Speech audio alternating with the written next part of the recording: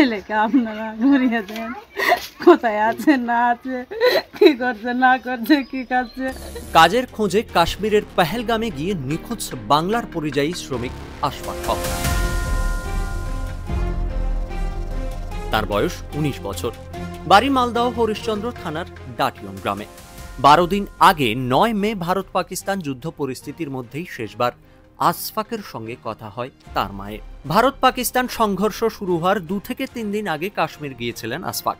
পরিবারের লোকজনকে আশফাক জানিয়েছিলেন তার খাওয়া দাওয়ার সমস্যা হচ্ছে সেখানে গোলাগুলিও চলছে, তিনি বাড়ি ফিরতে চান।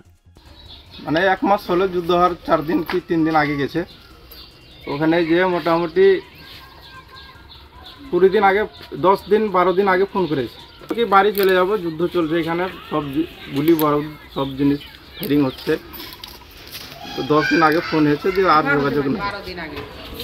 বলছিল কি এখানে আর থাকা যাবে না, যুদ্ধ হচ্ছে, মিসাইল করছে, গুলি চলছে, ওই জন্য আর ওখানে থাকা যাবে না, খেতে পাচ্ছি না। ভারত পাকিস্তানের সংঘর্ষের পরিস্থিতির মধ্যেই কাশ্মীরের পেহেলগামে কাজ করতে গিয়েছিলেন আশফাক। ওই পেহেলগামের বৈস্ফোরণী জঙ্গি হামলায় 26 জনের মৃত্যু হয়েছিল। আশফাকের পরিবারের লোকজন জানান, পেহেলগামে কখনো আপেলের বাগানে, কখনো নির্মাণ শ্রমিক হিসেবে তিনি কাজ করতেন।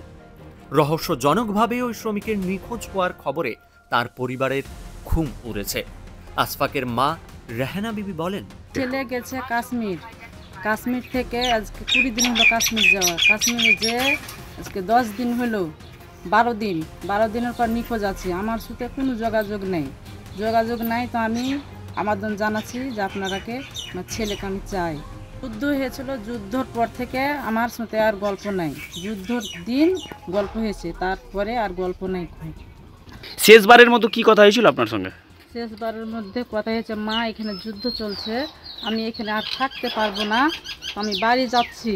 আমি কত কোশিশ করছি কি আমার ছেলে কোথায় আছে না আছে, ফোনে কত যোগাযোগ করছি, কি ফোন সুযোগ আর পাচ্ছি না ওকে ফোনে।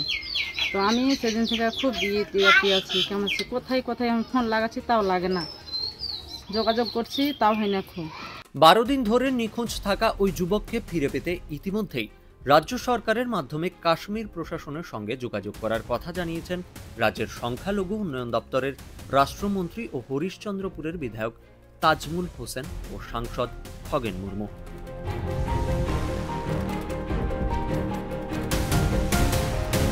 ডাউনলোড করুন এই সময় অ্যাপ, iOS ও অ্যান্ড্রয়েডের জন্য।